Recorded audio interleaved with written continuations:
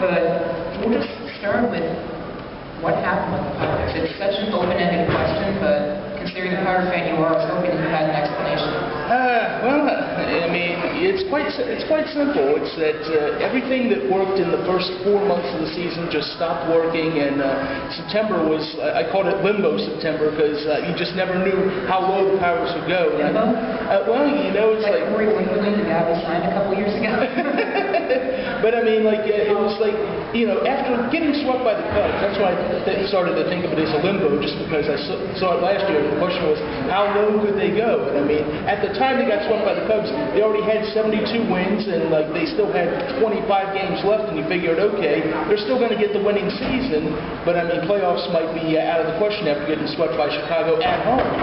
And then they just kept losing, and I mean, like, you know, there were so many things that just totally grinded my gears the whole month of September, like the 14th inning against Cincinnati. They get the bases loaded, nobody out in the top half, fail to score a single run on that, and give up the go-ahead run to Ryan Ludwig, who was here in 2011 and didn't do diddly. And then, of course, the low-water moment would have to be the first one of my lifetime, and of yours, no-hitter by Homer Bailey. I'll give Homer all the credit in the world for achieving that feat, but by goodness, yeah, it was very tough to watch to see the Pirate hitters just not hit that particular evening.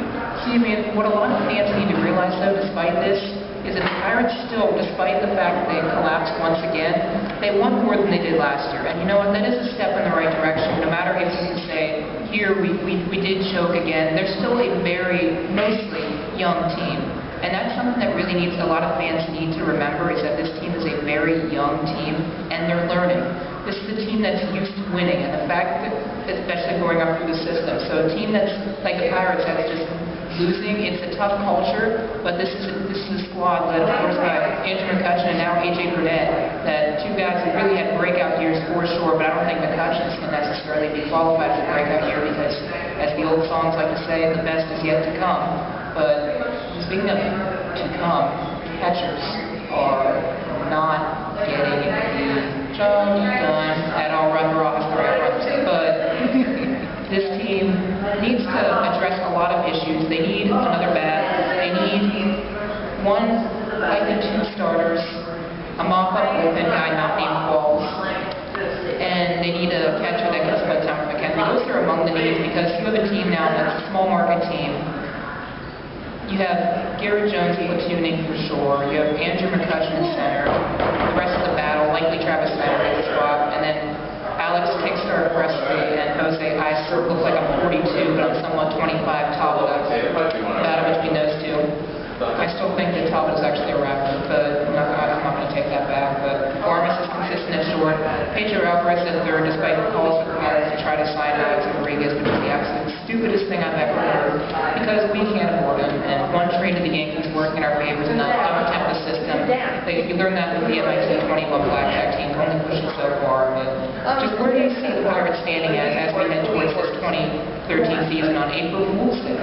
Well, I'm going to come right out and say I expect it one semi-big deal, or it's a big deal by Pirate standards. I got a feeling one of those players you mentioned is not going to be with the team come opening day. Now, you figure Andrew McCutchen is safe right now, but there's going to be a trade that's going to be made. Now, it's going to be up to Neil Huntington to make one, and you know, you got to figure he's going to be feeling a little bit of heat, especially considering what happened in September. And you also got to figure Clint Hurdle's going to be feeling heat too, because I mean, all throughout the 2011 offseason, he said finish, and well, let's just say I've seen better finishes on the cabinet than what the Pirates had this year. Yeah, the thing about Hurdle is that he is, and I love the guy. Hurdle is a great guy. He's the kind of guy you want to go to the bar with. He's the kind of guy that can really motivate a team. His in-game strategy absolutely sucks. And that was evident in many points during the whole Limbo September. I mean, like, especially like that Ludwig kid. I mean, there was second and third, and like there was only one out. Conventional wisdom would say, you know, walk Ludwig to get to the next guy, set up the double play to get out of the inning, and he pitches. You know, he has banded work. Yeah, I mean, September call-up, journeyman, if you will, hasn't. Yeah, hasn't pitched to Ludwig, and with predictable results, and it was very tough to see, and you got to figure Hurdle's going to have to adjust his game as well, and I tell you, it's going to be a very interesting off-season ahead. Like one X-factor question, I think, is going to be Neil Walker and his back problems. I mean, he missed the whole month of September with those problems, and perhaps that might have been another big reason why the Bucks fell apart the way they did. But you know, if those back injuries don't heal, then and of course, you know, Walker's getting into those as arbitration eligible years, so it's one of those things. Is that do the Pirates take the chance, feeling that the back is 100% and try to sign him to a long-term deal, or are they not confident in his back issues? The other big part issue that's been going on lately, as reported by Dejan Kavazovic, has been this whole Okahay thing, and the whole thing is just an absolute mess. I'm mixed on it because personally, the first person in the press box when I had my first Pirate press pass that greeted me and talked to me was Dejan. And the guy's a great guy, and he's reporting his poster forward, and as a journalist I commend him. But just the way that he's doing it seems so arrogant, and it's rubbing me the wrong way. The whole thing is an absolute mess. I'm not going to lie about that. Unequivocally, it's an absolute mess.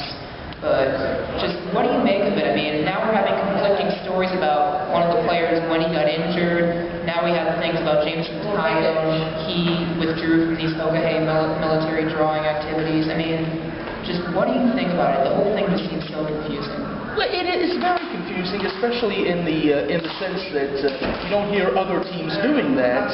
But you also have to look back. It's also kind of a throwback. I mean, there's some players that, well, like you look at, remember Chan-Ho Park, like he actually had to delay his entrance into baseball to serve 2 years in the South Korean military due to the laws of that particular nation. And like, but you know, and also keep in mind, it wasn't that long ago that we had a military draft where, like, you know, thousands of young men got drafted, and most of them, you know, got sent over to Vietnam or Korea or you know, Europe in World War II. So, I mean, you know, the idea of military training is it's a great concept. It's just that I don't think it was not handled properly by the upper brass of Pirate management. I mean, we're at an issue with this Okahay thing where a lot of other teams are trying it, such as Duke basketball, but the way that they're doing it, I mean, a lot of these things are blown out of proportion, and I'm not going to lie about that at all, but just what I'm hearing of these stories about the whole let's go to the beach and lift all these things, wake up at 5:30 in the morning. 5:30 in the morning I can understand for a military thing, but just the way that they're going about it, wouldn't they be protected by the Constitution from cruel and unusual punishment? I mean, just the whole thing is absolutely discombobulated. Some of it's probably taken out of proportion, but you have to wonder how some of these guys, such as Kyle Stark, still are employed by this team. Why the Pirates are mum on the whole thing. Why Bob Nutting is conveniently out of town. And again, the Huntington politely declined comment in Pittsburgh Tribune Review today. The whole thing is just an absolute mess. No one's wanting to take accountability, which is ironic, because the whole Pirates brass, since he's had to come on, has said one word and one word only: accountable. They expect their players to be accountable. And when the heat's on, and you know, when the heat comes on to them, they're not accountable for their actions at all. What kind of example is that for those players? That, oh, you need to be accountable, we don't have to be. It's a double standard. It absolutely is. It is a question that, I mean, you know, good journalists like Dejan and, you know, other fine folks in Pittsburgh are, you know, going to find a way to get to the bottom of this, and that it has the potential to hit the fan if it hasn't already, and that... well, fans apparently are not allowed to talk about it. But it could very well, you know, be another black mark in what has been 20 years of black marks with this organization. And the best part about it is, as I said, stations such as 93.7 The Fan, they can't comment on it. All the beat writers, the only person that's talking about this whole thing is Dejan Kavazovic, and guys like Tim Williams from Pirates Prospect, guys such as Charlie Woman from Bucks Dugout. I mean, the online mediums. I mean, if you're the beat beat writers in the traditional papers, they're essentially being censored, and this brings up, as much as I hate feeling like I'm going back to school, this brings up the ability to speak freely, what can and cannot be said in a newspaper, and I know you're risking reputation with somebody like Neil Huntington or whatever, but there has to be more than just one side to this story. And the fact that the management isn't commenting, the press is essentially being told to hush up and not allowed to say anything. So we essentially have to rely on what Dejan Kovacevic is saying as fact, and relying on what one man says as fact. It's not necessarily the best of cases. So here we are in this, and we are more confused than when he reported it in the first place. The whole thing is just an absolute mess. And it doesn't seem like it's going to get corrected either, because Pirates management refuses to be accountable for their actions. Well, I mean, the one thing is that they're always, one thing, winning cures all. And if the Pirates had stayed with that winning season, this might not have come out. Yeah, exactly. A, it might not have come out, and B, I mean, it might, it might encourage them to do more of those kind of things, saying, look how it's worked. We hadn't had a winning season before. Now we started doing this hoka-hey, and now we're winning. So, take that for what it's worth. Try and put 2 and 2 together. But right now, it seems that 2 and 2 is not adding up to 4 in the organization. And it's interesting because I know, as much as critically as we're speaking of the Pirates right now, you and I are very big Pirate fans. And the one thing that we know is now we know that Mark Appel was drafted with the first-round pick. Did anybody tell him about this, and is this the reason why he didn't sign? Definitely something to consider. In actual fact, whether this is related or not, on his Twitter page, he retweeted Dejan's most recent hoka-hey call. Whether or not that's endorsement or just him endorsing a fine piece of writing is up for interpretation, but Mark Appel would have been a great part of this future rotation, but did somebody tell him about hoka-hey, and he wanted to stay a year more just to protect himself? Because a lot of people are saying now that the Pirates have the worst run minor league facility in baseball now. It's quite possible. I mean, only Appel can answer that, and I'm sure that when he gets drafted again, a question, one of the journalists may come up with that question, but he'll probably no comment it and say, I got drafted, I was drafted by that team, but now I'm drafted by this team this year, and I'm going to focus on working my way up with that team. So.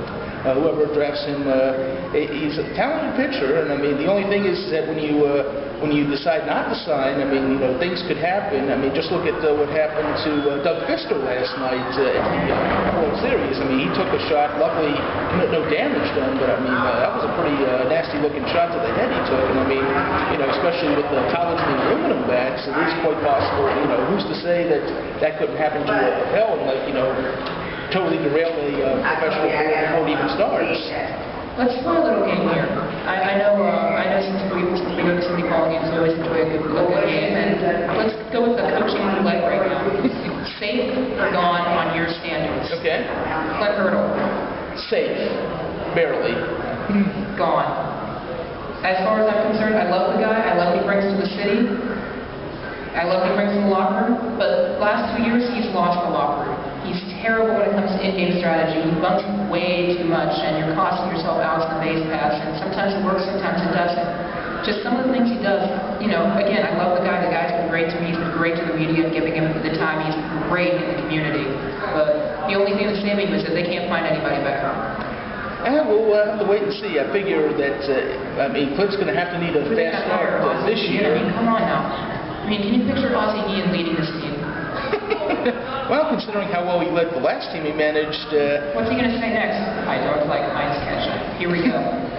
Something like that, but I figure, Clint's going to be safe for now, but you got to figure the fire is underneath, and if the Pirates struggle in the month of April and May, it's going to get warmer, and that the plug may be pulled by June if the Pirates play April and May the same way they played September this year. Quickly, Jeff Bannister, bench coach. Safe, Pirate lifer. I can't see him getting fired by the organization just because he survived it all. Safe, but I want to see more personality. He seems to be the John Russell type from what we see. He's a Pirate lifer, so if he does go, he'll probably be the minor league field coordinator again. Just quickly, first base coach Luis Silverio and third base Nick Leyva. I'm grouping them together. I would say, I'm going to say gone just in the sense that Leyva has been a baseball lifer, and also considering that they just showed the '87 World Series on Classic the other day, and that Leyva was the third base coach for the Cardinals, which tells you, how much of a baseball life he has. And I mean, it might be time to hang it up for Nick Leyva, and Silverio is just, first base coaches are a dime a dozen.